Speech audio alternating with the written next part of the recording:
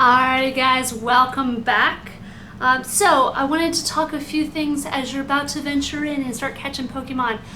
Awesome, I want you guys to look out for these Pokemon, and some of them are going to be very obvious, but some of them are going to be a little bit harder and you're going to have to track them. So I want to talk about what things to look for when we're looking for footprints, as well as how some of these guys camouflage themselves.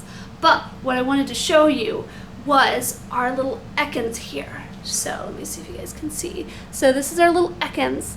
Now, this is a rare form of Ekans. This is a regional variant. So this is found in the Blue Ridge Mountains. This is a corn snake variant of Ekans, which is pretty darn cool. Now, this would be really, really bad at camouflaging if it was out in the grass, right? Pretty bold coloration. But imagine if this was in a field of dried leaves in the forest or a field of corn, that this is going to be a lot more camouflaged. Now, you might think, why is it camouflaged? Now, some of them are camouflaged to be able to sneak up on trainers and scare them. So Gastly and Haunter are very good at kind of blending into the scenes or going transparent. But the reason that Ekans is camouflaged, there's two reasons. You might think, oh, Ekans is a big snake. No one would want to mess with this, especially if it goes and becomes Arbok or Seviper. I mean, you know, Sevipers are pretty strong Pokemon. But with Ekans, they actually get hunted by their snakes, so they get hunted by a lot of the bird Pokemon. Not Pidgeys and Spearows, but, you know, Pidgeotos and Pidgeots and Fearows. Yeah, those are big Pokemon, so they might eat them. And they're going to sneak up and they're going to eat Pokemon like Rattata. And some of the bigger snakes like Seviper could eat something like Eradicate as well. So I don't know about the Alolan form of that because they're pretty good at hiding in the rock faces. But this needs to camouflage so that it doesn't get eaten and so that it's able to sneak up on its prey. So they're pretty cool snake. Give me just 1 second, and I will be right back. He's getting a little bit fidgety. I gotta go catch him a Rattata. Be right back.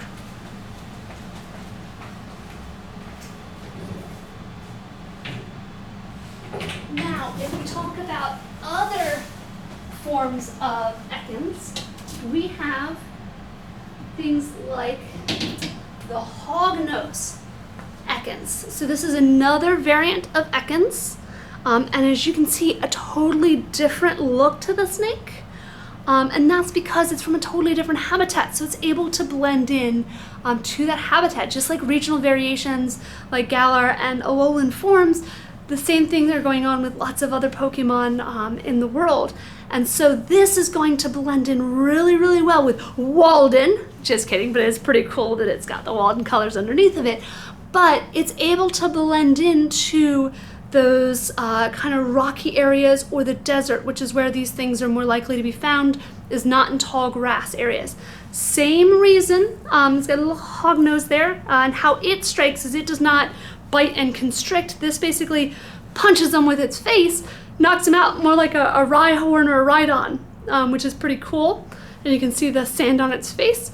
These guys can burrow a little bit and kind of wait, and then they hunt that way. They also have a keeled, or they're a much rougher snake, and that helps protect them from the desert and the harsh, dry environment. And there's lots and lots of different snakes that are able to camouflage themselves that way. And just like Odysseus and other plant Pokemon, you're not going to find them. I mean, besides with trainers, you're not going to find them in the middle of the city. What you are going to do is you're going to find those in the forest where they're easily able to blend into the real trees, and they're able to not move, and they're able to blend in very, very easily. So let me go ahead and put her back real quick. Alrighty. So, talking about camouflage. So, some of the reasons that we have those different forms, like I said, if you look at Koffing, which is pretty cool that Koffing became a fairy type, and Galar, but if you think about with the steampunk and the top hat and the pipes, is when you look at those different forms, it helps them blend in a lot better. Or they might take the customs, like the Alolan Marowak, that it's able to take the customs of certain things so that it might blend in with the humans. Doesn't work that well, but they're able to adopt some of those customs to try to mimic what they see in their surroundings, which is an evolutionary adaptation or an evolutionary advantage.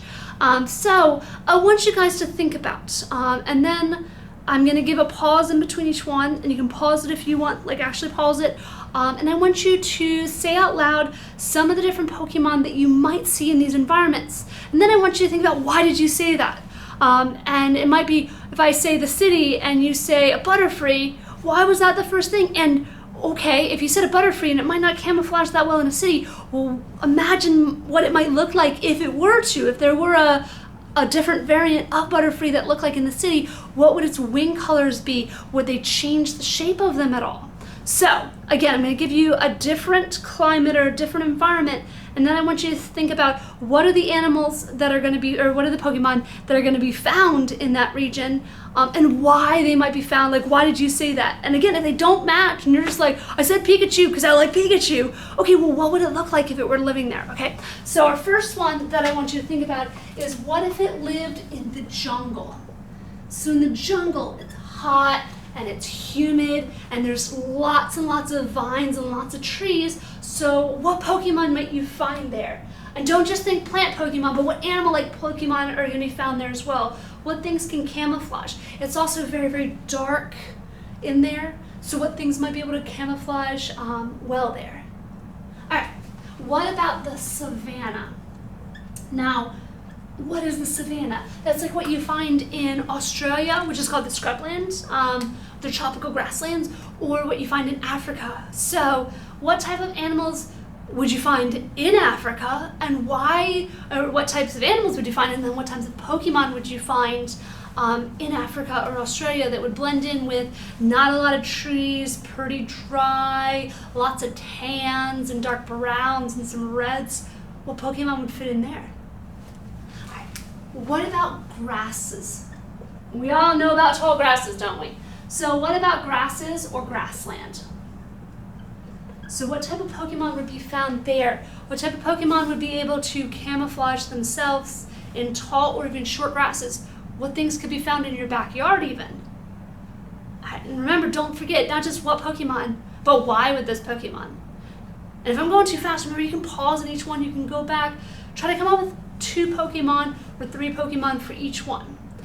All right, what about the coastline? What might I find if I went up to Maine or to Hawaii or Florida and I went along in the beach or I went into the water? What things might be found there? So sandy and rocky, maybe clear water, maybe it's murky water. If you go up into Maine and Connecticut and stuff, the water's a lot darker, it's not so see-through. What kind of fish might you find? What kind of fish Pokemon might you find? Now, maybe they're brightly colored, and sometimes that's to attract mates, and that's okay, but we're talking about camouflage here. But maybe, you picked a Pokemon that was brightly colored, and that's okay because those are found in water. And remember, there's saltwater and there's freshwater Pokemon, and I know you can find Magikarp anywhere. But we all love Gyarados, nobody likes Magikarp, right? All right. Now the last one, which ones can you find in Louisville? Which Pokemon can you find in the city? Not just in your backyard, because maybe you have grassland backyard or grassy, foresty backyard. But what type of Pokemon, if I were to go to downtown Louisville, what type of Pokemon could I find? Maybe some steel type Pokemon? Maybe I could find different variations of different Pokemon. But think about that. Think about the different type of Pokemon that I could find in the city, because they're there. You just have to look for them. You have to have a keen eye, because a lot of them are able to go along the backdrop and blend in. Now my white lab coat helps me blend into the board, but not really the hair. If I was out in the forest, maybe that would help me blend in a little bit better. Now speaking of tracks, so if you're not able to see the Pokemon because you're out in the wild and they're blending in really well, what I want you to do is that I want you to look down on the ground, and I want you to look at what footprints do you see. Now there's 800 some Pokemon, so you might not be able to identify them just by the footprints, but think about again which ones are in that environment and what does the footprint look like. Now with the footprints, it's not just about the footprint, which is awesome, because just like animals that we find, Pokemon also have some distinctive footprints, or in the case of Ekans, not really a footprint, but the way that they move is going to leave an impression. Now, just like our regional ekans, the different snakes have different types of movements. Some are sidewinders, some kind of coil and move that way. Some just kind of tumble, some are tree climbers, some live on the ground. So what I want you to think about are a few things. I want you to think about the size of the print. If it's a massive print, it's not going to be a tiny Pokemon, or vice versa. If it's a tiny footprint, if I find a footprint this big, it's not a Rhydon. It's not going to be a Gyarados, because they're not going to leave footprints. But what type of footprint might it be? Then I want you to look at how deep the footprint goes. Again, something with the size, but we have some very, very small Pokemon that are really, really heavy. So if the footprint is really deep down, that lets me know it's a really heavy Pokemon. But if the footprint's kind of on the surface or barely makes an imprint, that means it's a much lighter Pokemon. Then, of course, I want to look at the shape, because the shape's going to help me out, right? So I want to look at the shape because, for instance, if it is something like this, where it has these 3 long toes and 1 in the back, that means it's a bird Pokemon. Where if it has something like this, it's probably going to be a horse-type Pokemon. Maybe it's a Ponyta or Rapidash. So I want to keep an eye out for those types. Maybe now the dog or cat ones, there's lots of ones that are like that, so I'm going to have to use the size and the depth a little bit more. And the last thing is I want you to look at basically how they're, the location of them. So what I mean by that is, are they boop boop right next to each other? Are they do do do do? Are they one and then the other? So that's going to tell me a little bit about the stride length, or how many there are. So there's some bird Pokemon that walk along the ground primarily. There's some that just kind of go on the ground and they jump around. So you're going to see 2 footprints basically right next to each other as they're jumping around. There's other longer-legged bird Pokemon that are going to walk along like this.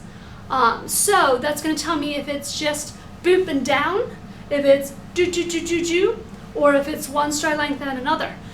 Just like that, there are some 2-legged Pokemon that just walk, 1 foot just like we do. And do they walk with 1 foot in front of the other like we walk, or do they kind of walk like a penguin because they're so big?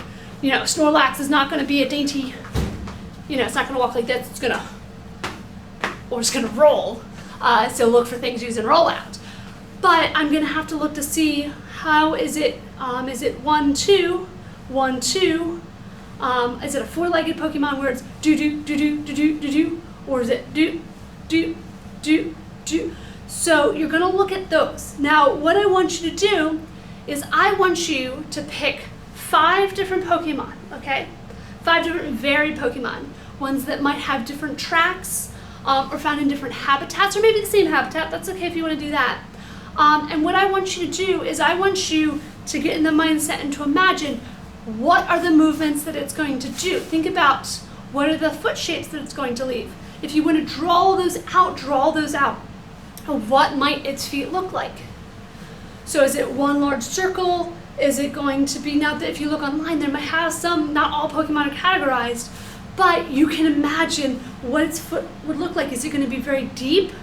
Is it going to be very shallow? Remember, that's about the weight of the Pokemon. A really heavy Pokemon is going to be much deeper, and a much lighter Pokemon is going to be on the surface. And then I want you to act out that stride length. Is it 1, 2, 3, 4? Is it 1, 2, 3, 4? Is it running? Is it down and back? Is it jumping like a kangaroo? Or is it slowly waddling? Are the legs out to the side? Or are they right next to each other? So I want you to act that out, move around, imagine that you're that Pokemon, and in your mind or on paper, I want you to put down what that Pokemon might be. Now what I want you guys to do is once you've done all the activities and watched all the videos, what I want you to do is I want you to go to your mom or dad and I want you to ask them for the Monday badge because you guys have earned it, okay? I'll see you guys on Tuesday.